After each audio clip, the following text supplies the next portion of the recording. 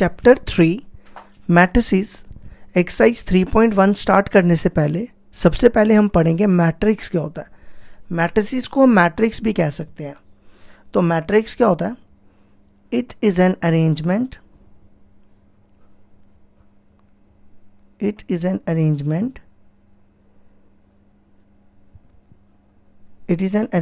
in which m rows and n columns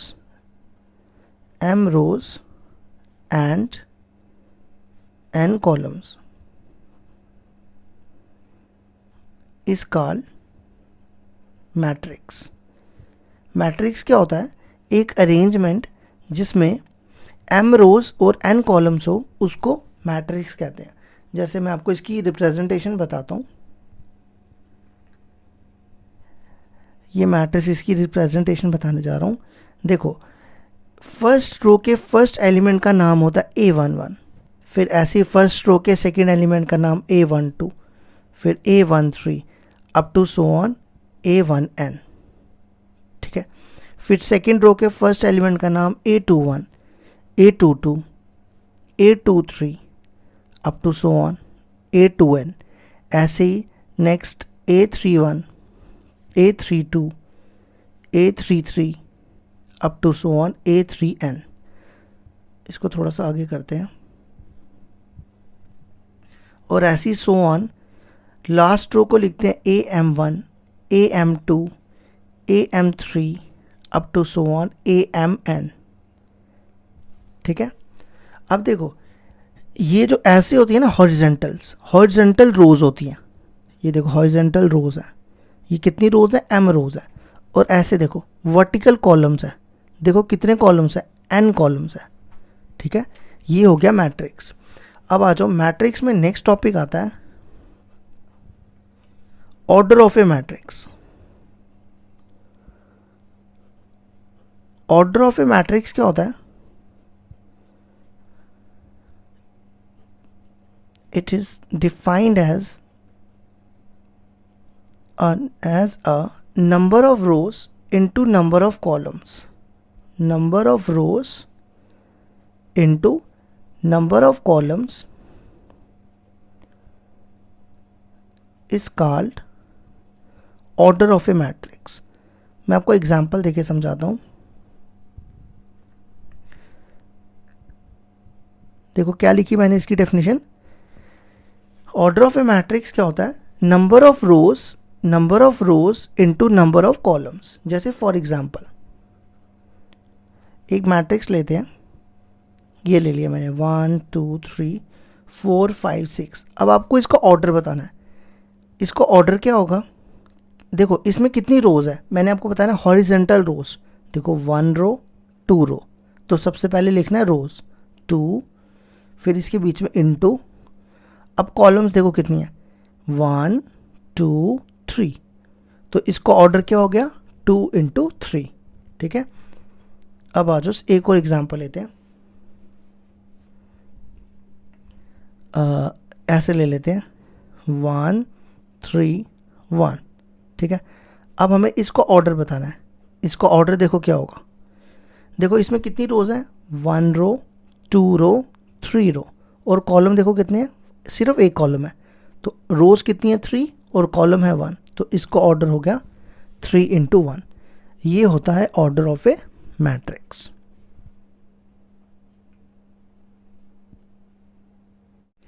next type है unit और identity matrix.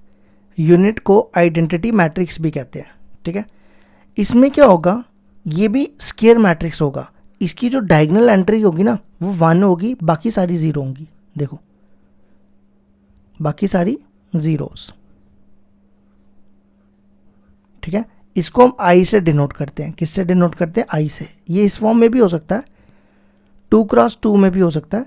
इसकी देखो एंट्री 0, डायगोनल एंट्री 0, बाकी सारी 1। तो डेफिनेशन क्या होगी? अ मैट्रिक्स इन विच, यहां पे लिखना स्क्वायर मैट्रिक्स। ये स्क्वायर होना जरूरी है। A square matrix in which diagonal entries are 1 या यूनिटी भी कह सकते हो, 1 भी कह सकते हो, यूनिटी भी कह सकते हो, are unity and remaining entries are 0, remaining entries are 0। ठीक है, इसके बाद आ जाओ, नेक्स्ट टाइप है 7th, उसका नाम है जीरो मैट्रिक्स। जीरो मैट्रिक्स क्या होता है?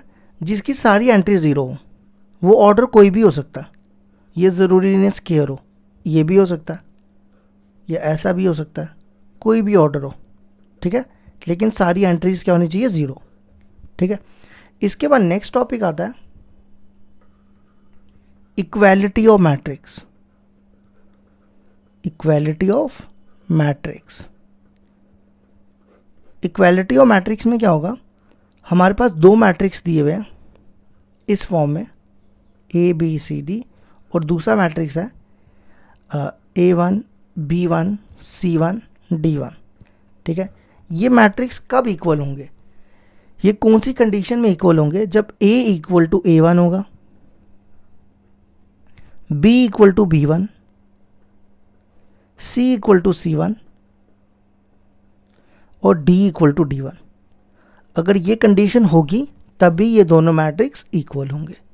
ये हो गया हमारा फर्स्ट एक्सरसाइज के सारे टॉपिक खत्म। अब हम स्टार्ट करेंगे एक्सरसाइज 3.1। एक्सरसाइज 3.1 क्वेश्चन नंबर 1 है हमारे पास। इन दी मैट्रिक्स ए दिया हुआ है हमारे पास एक matrix, right the order of the matrix. तो फर्स्ट पार्ट क्या है, इसका क्या निकालना है? Order of the matrix. देखो मैंने आपको ऑर्डर क्या बताया था? Number of rose into number of columns. तो सबसे पहले अब रोज देखो कितनी है, 1 रो, 2 रो, 3 रो, तो आप लिखो इसको 3 इनटू, अब कॉलम्स देखो कितने हैं, 1 2 3 4। ठीक है, याद रखो हॉरिजेंटल रोज और वर्टिकल कॉलम्स। ठीक है, सेकंड पार्ट में देखो क्या पूछा है, number of elements. Number of elements मतलब आप इनको काउंट करो कितने होंगे। ठीक है, 1 2 3 4 ऐसे काउंट करने के बजाय आप इनको मल्टीप्लाई कर लो, 4 3 ज़ा 12। आप काउंट करके भी चेक कर सकते हो, 1 2 3 4 5 6 7 8 9 10 11 12, देखो 12 आ गए। ठीक है, थर्ड पार्ट है right the element A13। A13 मतलब फर्स्ट रो का थर्ड एलिमेंट। ये देखो ये फर्स्ट रो है ना, इसका थर्ड एलिमेंट 1 2 3, तो आंसर आ गया 19। नेक्स्ट है A21 सेकेंड रो का फर्स्ट एलिमेंट, सेकेंड रो ये रही, इसका first element 35। Next A33 third row का थर्ड एलिमेंट, थर्ड रो का थर्ड एलिमेंट वो है -5। फिर नेक्स्ट A24 हो गया सेकेंड रो का फोर्थ एलिमेंट, सेकेंड रो का फोर्थ एलिमेंट 12। और लास्ट A23 सेकेंड रो का थर्ड एलिमेंट, सेकेंड रो ये रही, थर्ड एलिमेंट 5/2। ये हो गया हमारा question number 1 complete.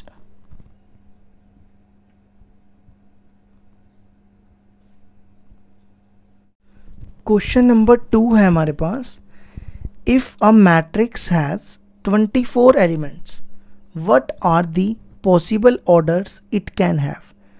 What if it has 13 elements? देखो कहता है अगर एक मैट्रिक्स के 24 एलिमेंट्स हैं तो उसके पॉसिबल ऑर्डर्स क्या बन सकते हैं। तो देखो पॉसिबल ऑर्डर्स क्या हो सकते हैं। देखो 24 एलिमेंट्स को ना आपने रो इनटू कॉलम में तोड़ना है। जैसे 24 को मैं लिख सकता हूँ ना 24 इंटू 1, मतलब 24 रोज और 1 कॉलम्स। इसी तरह मैं इसको लिख सकता हूँ 1 इंटू 24, 1 रो 24 कॉलम्स।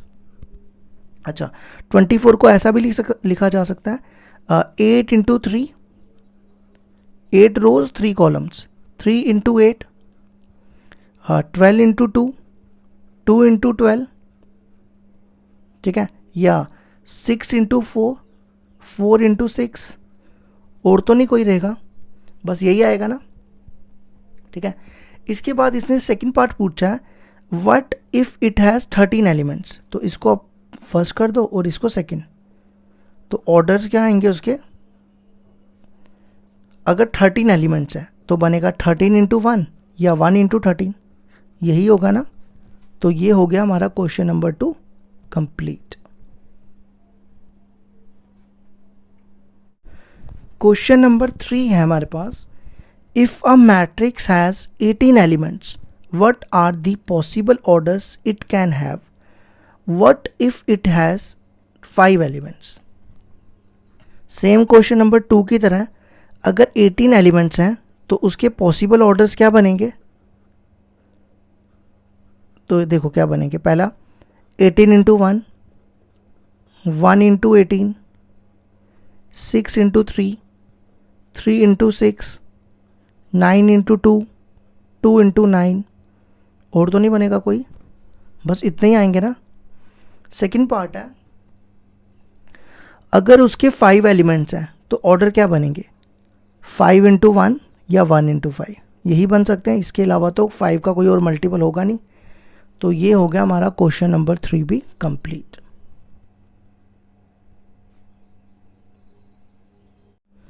क्वेश्चन नंबर 4 है हमारे पास, construct a 2x2 matrix A equal to a i j whose elements are given by, first part दिया है a i j equal to i plus j का होल स्क्वायर अपॉन 2।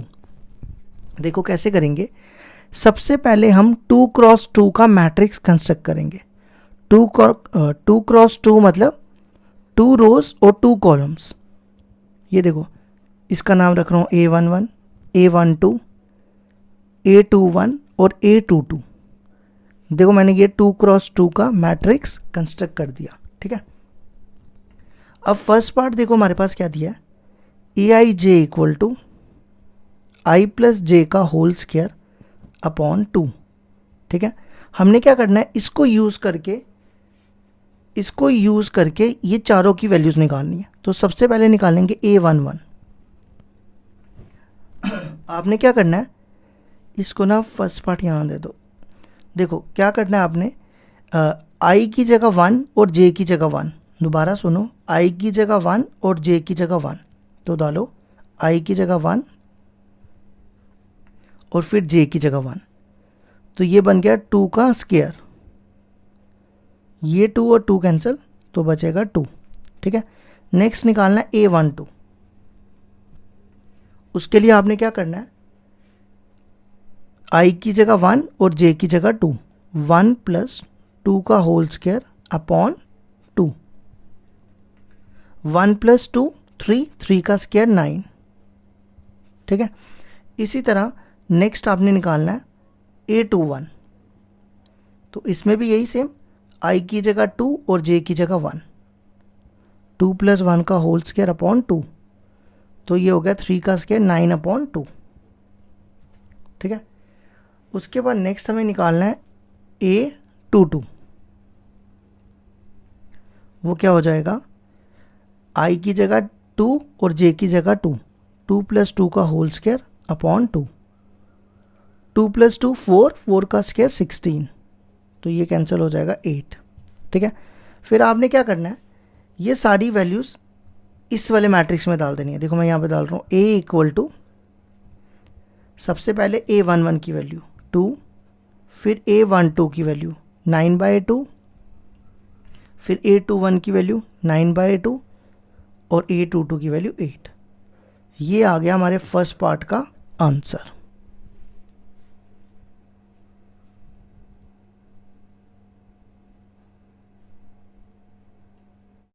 अब हमारे पास second part दिया हुआ है a i j equal to I upon जे। जैसे हमने फर्स्ट पार्ट किया सेम वैसे ही सेकंड भी करना है। तो सबसे पहले A11 निकालो, वो क्या बनेगा 1/1 इक्वल टू 1। देखो मैंने क्या किया, आई की जगह 1 डाला और जे की जगह 1 डाल दिया, ठीक है। नेक्स्ट निकालना है A12, तो आई की जगह 1 और जे की जगह 2, तो ये आएगा 1/2, ठीक है। फिर A22 में क्या करना है, आई की जगह 2 और जे की जगह 2, नहीं पहले 1 सॉरी, आई की जगह 2 जे की जगह 1, वो हो जाएगा 2 और लास्ट A22। फिर आई की जगह 2 और जे की जगह 2, वो आ गया 1 1। ठीक है, तो मैट्रिसेस क्या हो जाएगा, यहाँ पे लिखो 1 1/2 2 और 1। ये हमारे सेकंड पार्ट का भी आ गया आंसर।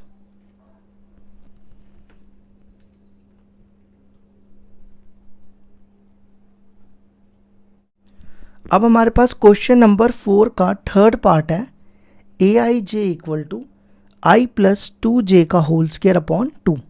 तो सेम जैसे हमने फर्स्ट और सेकंड किया, सबसे पहले 1 1 निकालेंगे, a11। देखो आई की जगह 1 और जे की जगह भी 1 अपॉन 2। ठीक है, अब ये 2 1 जा 2, 2 + 1 3, 3 का स्क्वायर 9, 9 अपॉन 2। अब नेक्स्ट a12, यहाँ पे भी आई की जगह 1 और जे की जगह 2, तो ये बनेगा 1 + 2 इंटू जे की जगह 2 अपॉन 2, 2 2 जा 4, 4 + 1 5, 5 का स्क्वायर 25 अपॉन 2। नेक्स्ट निकालना है a21, तो आई की जगह 2 और जे की जगह 1, 2 + 2 इंटू 1 का होल स्क्वायर अपॉन 2। तो कितना बनेगा ये, 2 1 जा 2, 2 + 2 4, 4 का स्क्वायर 16 अपॉन 2, वो हो गया 8। और लास्ट a22, वो क्या होगा, आई की जगह 2 और जे की जगह भी 2, तो ये हो गया 2 2 जा 4, 4 + 2 6, 6 का स्क्वायर 36, तो ये बचेगा 18। अब आपने ये वैल्यूज़ आपने ए में डाल देनी है। तो देखो पहली वैल्यू है 9/2, नेक्स्ट 25/2, उसके बाद नेक्स्ट 8 और 18। ये आ गया हमारे क्वेश्चन नंबर 4 के थर्ड पार्ट का आंसर।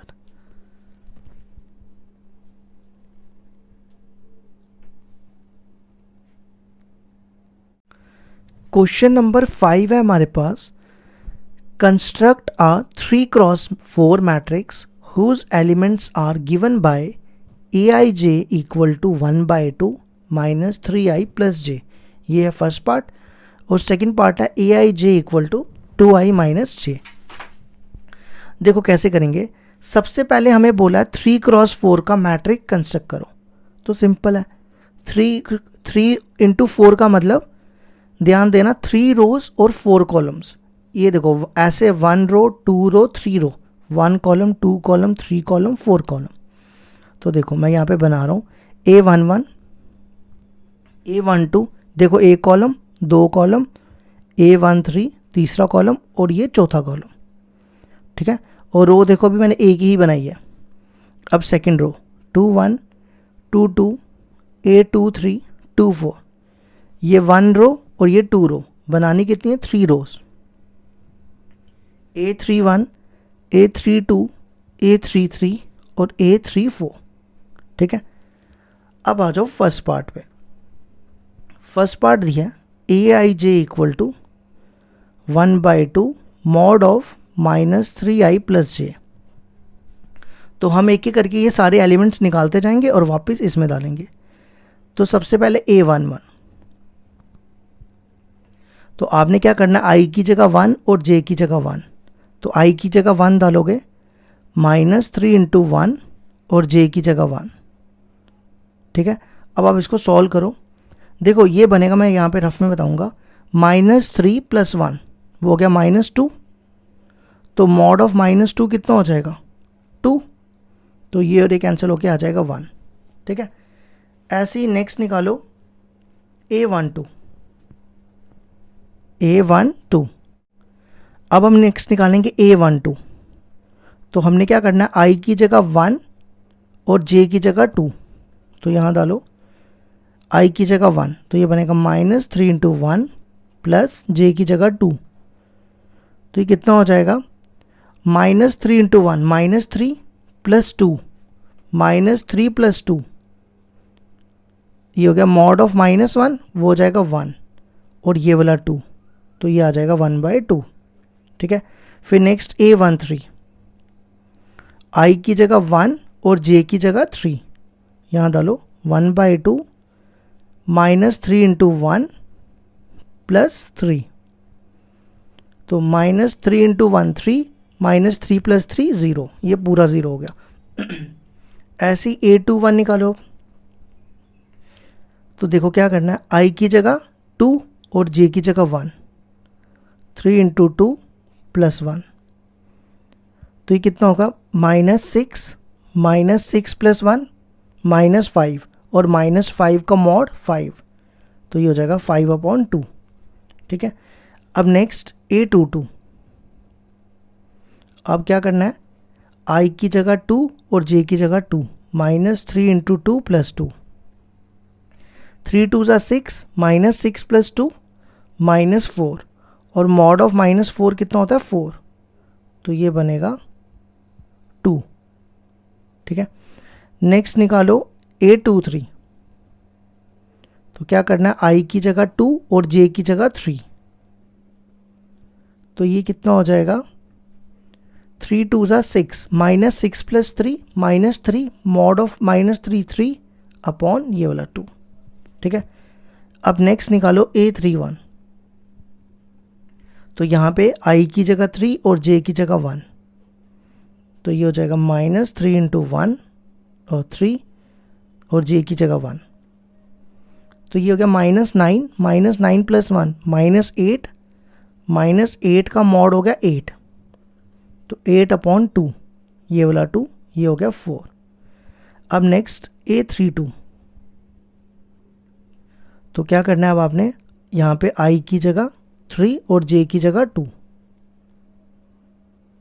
तो ये हो गया -9 + 2 -7, मॉड ऑफ -7 इज 7/2। A33, तो I की जगह 3 और J की जगह 3, तो ये हो गया -9 -9 + 3 -6, मॉड ऑफ -6 इज 6, 6/2 इज 3, और लास्ट बचा हमारे पास A34, तो यहाँ पे डालना I की जगह 3 और J की जगह 4, तो ये हो गया -9 + 4 -5, मॉड -5 का 5/2।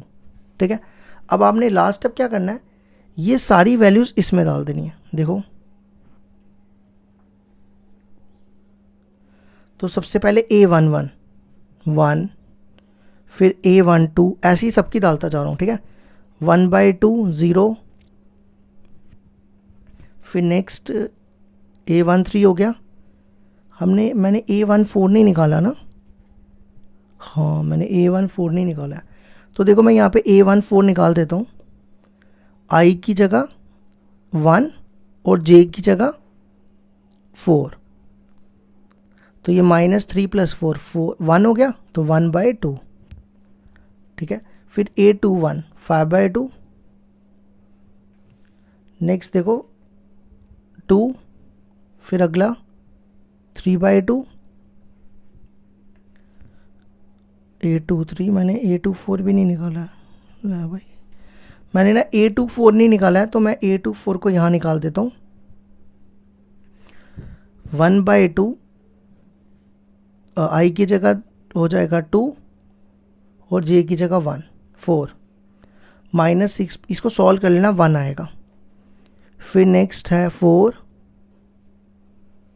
अगला 7/2, 3 और 5/2, ये आ गया हमारे फर्स्ट पार्ट का आंसर। ठीक है, अब हम करते हैं सेकंड पार्ट।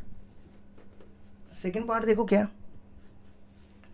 ये दिया हुआ है सेकंड पार्ट, तो हम इसी तरह अब सेकंड पार्ट करेंगे।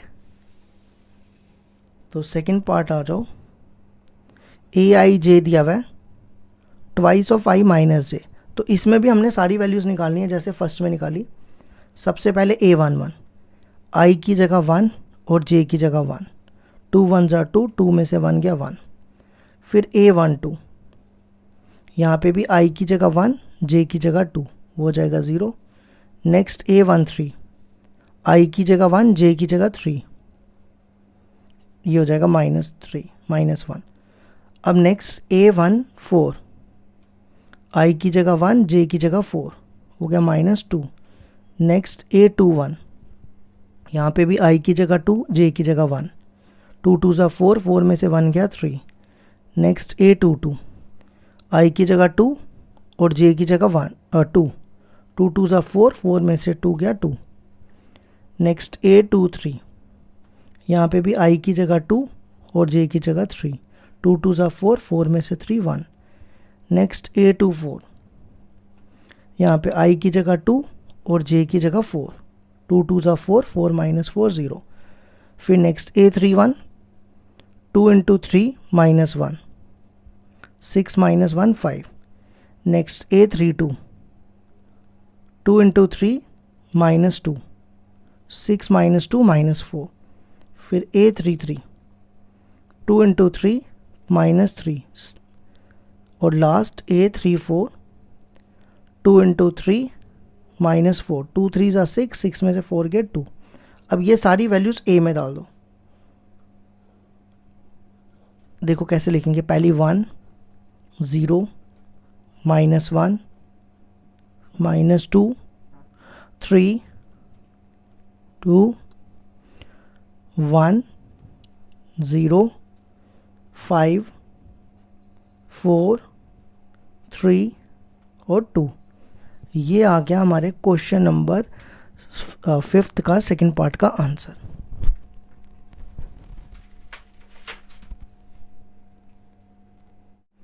क्वेश्चन नंबर 6 है हमारे पास, find the values of x, y and z from the following equation.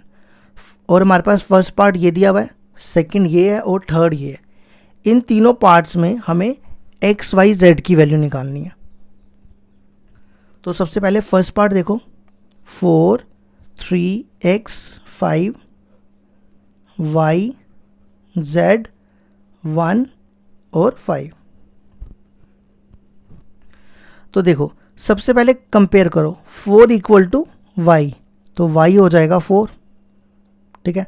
फिर 3 इक्वल टू z, z आ जाएगा 3, और इसी तरह x इक्वल टू 1। तो ये हमने x भी निकाल दिया, y भी और z भी, ठीक है। अब आ जाओ सेकंड पार्ट पे। सेकंड पार्ट दिया हुआ है x plus y equal to y plus z x y equal to 6 2 5 8, ठीक है। अब मैं निकालने जा रहा हूँ सेकंड पार्ट।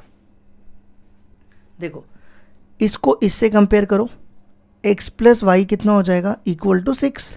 यहाँ से y की वैल्यू निकालो, ये हो जाएगा 6 माइनस एक्स। इस इक्वेशन को ले लो फर्स्ट। अब 2 इक्वल टू 2 और ये 5 प्लस जेड इक्वल टू 5। इस 5 को इधर ले आओ, ये हो जाएगा 5 माइनस 5 इक्वल टू 0, तो z आ गया 0, ठीक है। अब इस इक्वेशन को इससे कंपेयर करो, एक्स वाई इक्वल टू 8।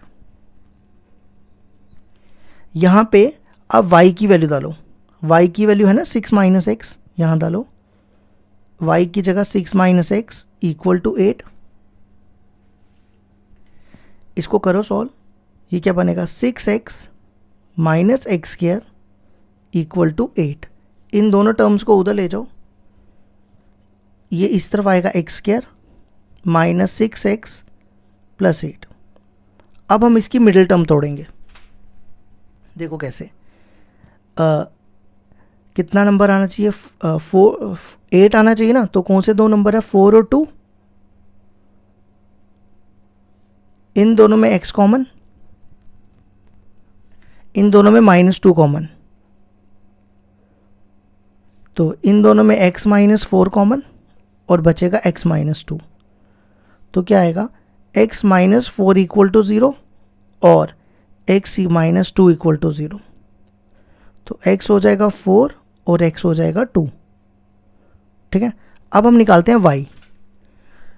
देखो y हमारा कितना है 6 माइनस एक्स, तो when x equal to 4, y कितना हो जाएगा, यहाँ पे डाल रहा हूँ फर्स्ट में 6 minus 4 equal to 2, when x equal to 2, तो y हो जाएगा 6 माइनस 2 तो ये हो गया हमारा थर्ड पार्ट भी कंप्लीट, सेकंड पार्ट सॉरी। अब हम यहाँ पे ही थर्ड पार्ट भी कर लेते हैं। थर्ड पार्ट में यहाँ पे उतार रहा हूँ x plus y plus z, x plus z और y प्लस जेड, ये दिया 9, 5 और 7। ठीक है, अब आप कंपेयर करो। सबसे पहले इसको इससे, x plus y plus z equal to 9, फिर इसको इससे x plus z equal to 5, फिर इसको इससे y plus z equal to 7। ये फर्स्ट, ये सेकंड, ये थर्ड। अब देखो यहाँ पे दिख रहा है ना आपको y plus z, y plus z की वैल्यू है 7, वो मैं इसमें डाल रहा हूँ। सेकंड की वैल्यू किस में डाल रहा हूँ, फर्स्ट में। तो आएगा x plus y plus z की जगह 7 इक्वल टू 9, 7 को उधर ले जाओ, 9 माइनस 7 2, तो x आ गया हमारा, x कितना आ गया 2। ठीक है, अब आप x की वैल्यू डालो सेकंड में, तो z आ जाएगा इन सेकंड। तो देखो x plus z equal to 5, x की जगह 2, 2 प्लस जेड इक्वल टू 5, तो z कितना हो जाएगा 5 माइनस 2 3। ठीक है, इसी तरह अब y plus z equal to 7 है, तो z की वैल्यू थर्ड में डाल दो, z equal to 3 in third. तो यहाँ पे y प्लस जेड की जगह 3 इक्वल टू 7, तो 7 में से 3 के ये बच जाएगा 4। तो ये आ गया हमारे क्वेश्चन नंबर 6 का थर्ड पार्ट का आंसर।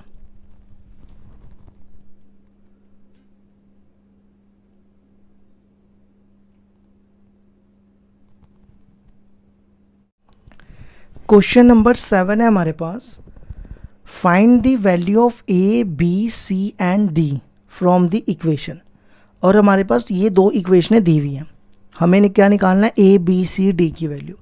देखो मैंने आपको बताया था ना, दो मैट्रिक्स कब इक्वल होते हैं, जब ये इसके इक्वल हो, ये इसके और ये इसके। तो देखो क्या करेंगे, सबसे पहले आप इसको इसके इक्वल रखो, a minus b equal to -1, इस b को उधर ले जाओ, a हो जाएगा b माइनस 1, और इसको ले लो फर्स्ट इक्वेशन।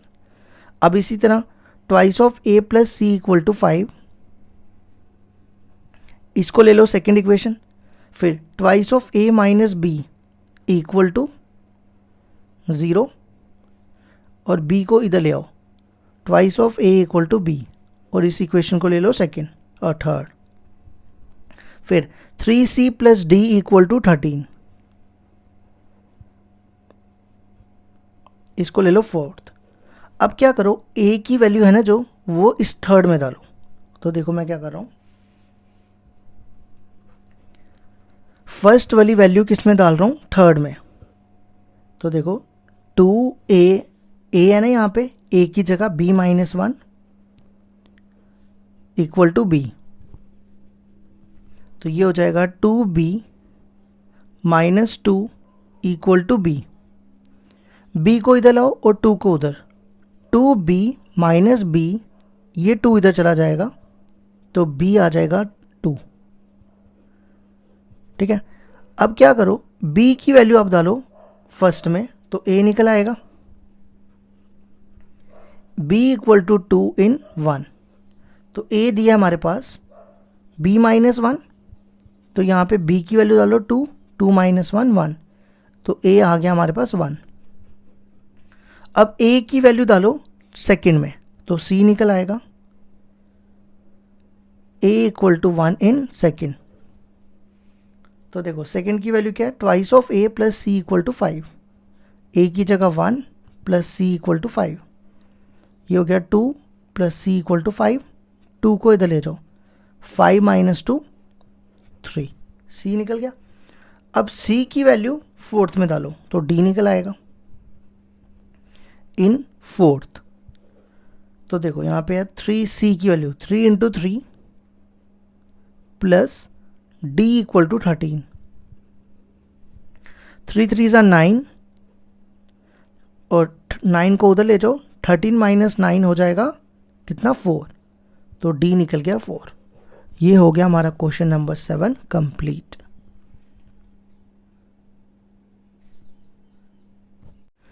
क्वेश्चन नंबर 8 है हमारे पास, a equal to i a i j m into n is a square matrix if. अब देखो हमारे पास क्या रहा है, अच्छा मेरे को एक चीज़ बताओ, स्क्वायर मैट्रिक्स क्या होता था? मैंने आपको बताया था ना स्क्वायर मैट्रिक्स जिसमें number of rows equal to number of columns हो। तो यहाँ पे नंबर ऑफ रोज है m और नंबर ऑफ कॉलम्स है n। ये स्क्वायर मैट्रिक्स तभी होगा जब ये इक्वल होगा, ठीक है। स्क्वायर मैट्रिक्स में क्या होता है, रोज और कॉलम्स बराबर होते हैं। तो ऑप्शन देखो कौन सा है, सी, ठीक है। अब इसके बाद आ जाओ क्वेश्चन नंबर 9। क्वेश्चन नंबर 9 में है which of the given values of x and y of make the following pairs of matrices equal. देखो दो मैट्रिसेस दिए हुए हैं और ये बोल रहा है दोनों क्या है, इक्वल। तो मैं इनके बीच में ना इक्वल टू का साइन डाल देता हूँ क्योंकि गिवन दिया हुआ है और हमें निकालना है x और y। तो देखो 3x प्लस 7 इक्वल टू 0, तो यहाँ से x कितना आ जाएगा -7/3, ठीक है। अब y माइनस 2 इक्वल टू 5, तो y आ जाएगा 5 प्लस 2 7, ठीक है। ऐसे ही अब next y plus 1 equal to 8, y आ जाएगा 8 माइनस 1 7, और last 2 minus 3x equal to 4, ये 2 उधर ले जाओ, 4 माइनस 2 2, तो x आ जाएगा -2/3। अब आप एक चीज़ देखो, y की वैल्यू तो दोनों की सेम आई लेकिन x की वैल्यू दोनों की अलग अलग आ रही है। तो ऐसा कभी नहीं हो सकता कि अगर आप एक मैट्रिक्स को सॉल्व कर रहे हो तो उन दोनों में x की वैल्यू अलग अलग आ जाए, ठीक है। तो इसलिए अगर x की वैल्यूज इस केस में जब हम सॉल्व कर रहे हैं अलग अलग आ जाए तो इसका मतलब नॉट पॉसिबल टू फाइंड। तो इसका ऑप्शन है बी, तो आप बी को टिक कर लेना, ठीक है। तो ये हो गया हमारा 9th क्वेश्चन भी।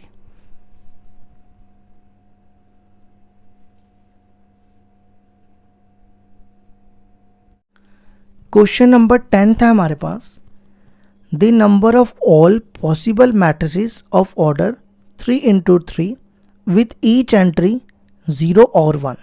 देखो क्या कह रहा है, कह रहा है अगर आपके पास मैट्रिसेस है किस फॉर्म में, 3x3 की फॉर्म में, ठीक है, तो उसकी एंट्री या तो 0 है या तो 1 है, तो आप कितने सारे मैट्रिसेस बना सकते हो। देखो मैं आपको समझाता हूँ, जैसे मान लो मैं ऐसा रखता हूँ, एक मैंने ये बना लिया, ठीक है, एक मैं ऐसा भी बना सकता हूँ, सिर्फ एंट्री 0 और 1 रखनी है। तो देखो मैंने एक बनाया, 2 बनाए, ऐसे कितने सारे आप बना सकते हो। तो ऐसे तो बड़ा मुश्किल है जानना कितने बना सकते हो। तो आपने ना इसके लिए याद रखना है 2 की पावर n फॉर्मूला। क्या याद रखना है, 2 की पावर n। तो n हो जाएगा इसका ऑर्डर कितना है, 3 into 3, 3 into 3 कितना होता है 9, तो 2 की पावर 9। अब 2 की पावर 9 को ना कुछ बच्चे 18 लिख देते हैं, 18 नहीं लिखना, 2 को 9 टाइम्स मल्टीप्लाई करना है। तो 2 को 9 टाइम्स मल्टीप्लाई करो तो 512 आता है। तो अब डी वाले को टिक कर लेना। तो ये हो गया हमारा क्वेश्चन नंबर 10 भी कंप्लीट।